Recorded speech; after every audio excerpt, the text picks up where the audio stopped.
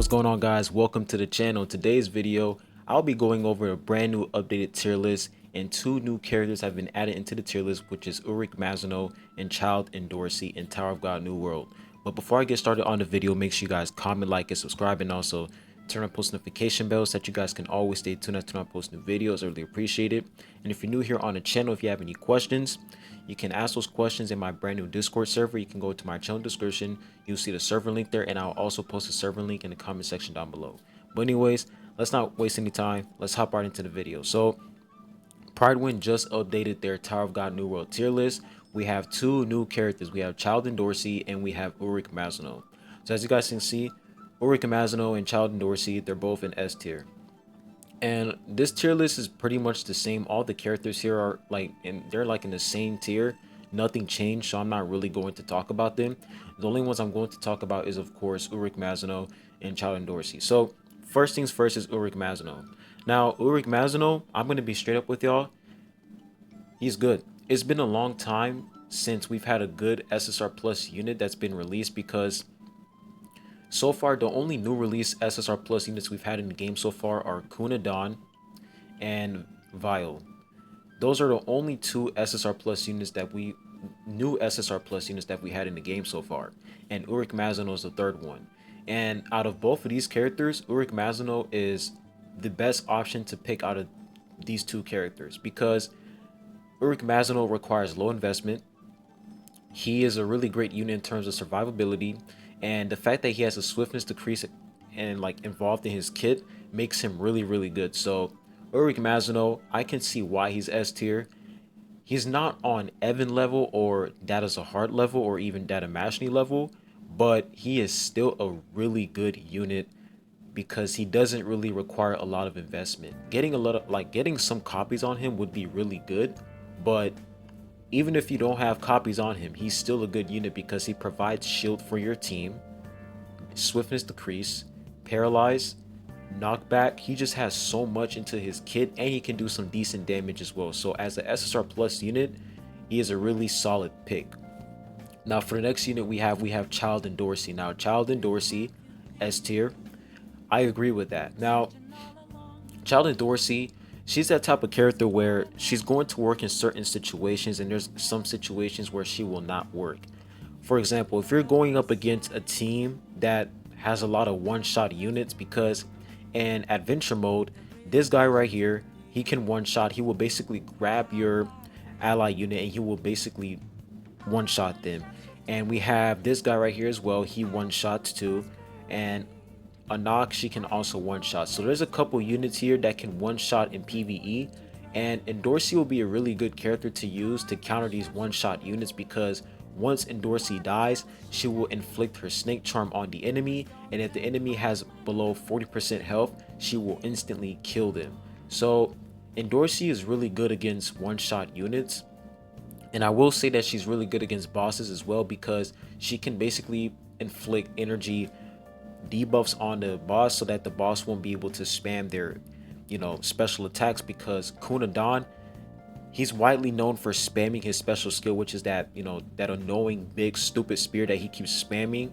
She basically energy blocks him into the point where he can't spam that. And on top of that, if you pair her up with Urek Mazino and Vespa, you can basically slow him down and he won't be able to spam that special skill over and over again. So Child ENDORSI, really solid character in terms of damage, crowd control, being able to survive, because she is a squishy unit. I'll give y'all that. She's a really squishy unit. Like, if you're trying to invest into a unit that's tanky, ENDORSI is definitely not the character you want to go for, because she is extremely squishy. But if you pair her up with a character that can do good damage, such as Yiwa or Hats or Huarun, if you can pair her up with a unit that does a lot of damage, she can work. So basically it all depends on what type of team you build with ENDORSI. But other than that, ENDORSI is a really solid character. I'm still trying to get more copies of her. Right now I'm at 2 purple with her right now, so I'm still trying to get more copies, and of course I'm going to save up. Right now I'm only spinning my 5 free daily summons on her banner, and that's pretty much it. I'm not going to spend my tickets or my suspend them anymore, because I got to save up for the crossover. So Child ENDORSI is definitely a good pick. Now that was pretty much it for the tier list. Like that's all they added in this tier list. Now I want to talk about Kunran. Now Kunran, I've seen a lot of highlights with him. A lot of people sending highlights of him being able to literally solo adventure mode if you have like rainbow stars on him. Kunran can be a really disgusting unit. He can be really OP. But the issue with Kunran is that he requires so much investment, such as, Kaseya as well.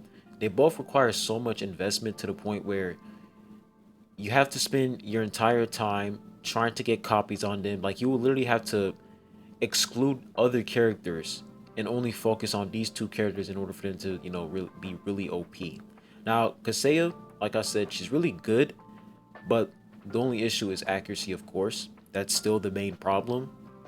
Like the only thing I can tell you guys is build up as much accuracy as much as possible. Like I'll say the top 3 stats in this game, and I said this multiple times, but the top 3 stats in this game are evasion, accuracy, and swiftness. Reason why swiftness is such an important stat is because swiftness allows your characters to actually do their special skill. Because when you're trying to do your special skill and there's like a timer for that character to actually do it, yeah, that's really annoying. So the more swiftness you have on that character, the more they will be able to do their special skill instantly. So swiftness is really important. That's why a character such as Hwarun is really good, because Hwarun, she provides swiftness buff to your whole team. I'll go ahead and click on her. And the reason why I'm doing this is because there's a lot of new players playing this game. So this is also a guide for people who are just now starting to play Tower of God. So as you guys can see, for guide's guidance, this is Hwarun's active. She's able to provide that swiftness buff, which is 80, and that's pretty good. So picking characters like Hwarun, you want to make sure that you pick characters that can actually enhance stats, such as Hwarun. Hwarun enhance swiftness, attack, crit. She does a lot of things. She's still by far, in my opinion, the best support in the game, because she was like the first unit, like the first brand new unit in the game, and she is still dominating the meta right now. So Hwarun is still by far, in my opinion, the best unit in the game so far, because the game's been out for months and she was like the first unit and she is still dominating. So Hwarun is definitely that type of character where you want to pair up with literally almost every single unit you have or you're going to get in the future. And to be honest, I can't see Hwarun going down the tier list that much. Like if she were to ever go down, like I would see her go down to S tier, but that's pretty much it. I cannot see Hwarun below S tier at all. I just can't see that happening because her kit is just absolutely busted and she does a lot of damage as well. So Hwarun, still a busted and broken character. Now, any units, in my opinion, that basically got like that are a lot better. I mean, this tier list is still accurate in my opinion. I still feel like Apple should be up that tier list a little bit because she provides that evasion debuff, which is really good. Because if you're trying to do a lot of damage to Quant in mock battle, Apple is a good pick. This guy right here, Kunaguero, still a solid unit because he has that AoE paralyze. There's a lot of good units, but to be honest, I don't see them shifting into another tier at all because most of these units just require so much investment. For example, Rack, like you just need so much investment into this character. Like you need to invest so much into him in order for him to be really good, because if you don't have a lot of copies on Rack, he's just going to be a straight up suicide maniac. So Rack is that type of unit where you're just going to have to put in so much investment. So yeah, at this point, I would recommend you guys to save up. If you're brand new to the game, I don't think Child ENDORSI is a necessity. I don't think she is a character that you want to get right off the bat. The main characters that you want to get right off the bat is, of course, Hwarun. You want to get, of course, a copy of Yiwa. Yiwa is a really solid DPS unit. In my opinion, I still feel like she's one of the best DPS units in the game because she has that AoE attack and she's able to cover the entire battlefield and destroy almost everything. And you also have Jia. Jia, she literally requires low investment and she's like the best healer in the entire game right now because her healing is just insane in terms of like, single target healing. And of course, Evan, still one of the best healers / support characters in the game as well with that immortality. So at this point, the plan I'm going with is that I'm just going to save up for future upcoming characters.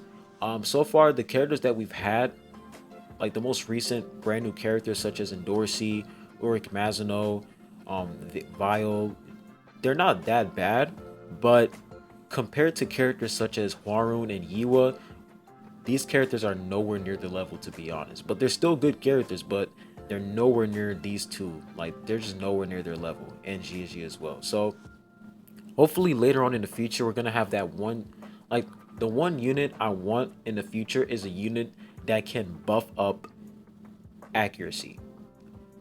If there's going to be a unit that buffs up accuracy, the assassin class would be safe, because that's like the biggest problem with the assassin class, accuracy. So the one unit I'm begging for in the future is a unit that can buff up accuracy and actually allow your, allies to land their attacks, because there are some units in the game that can buff up accuracy, but not to the but the problem with those characters is that their accuracy buff is good, but their kit is not that good. So I want a unit that is like, their kit is good and their accuracy buff is also included in their kit. So I don't know when that's gonna happen. Hopefully, the next update, when we're gonna have that crossover event. I don't know when, but hopefully we're gonna have an accuracy buffing character, because we really, really need that. But anyways, that's pretty much it. They only added 2 characters in this tier list. The tier list is pretty much the same. Data Zohar is still dominating. Data Mashing is still dominating as usual. Yeah, tier list is still the same. But anyways, I'll be leaving the video at that. Make sure you guys comment, like, and subscribe. Thanks for watching the video, and I'll be catching you guys on the next one. Peace.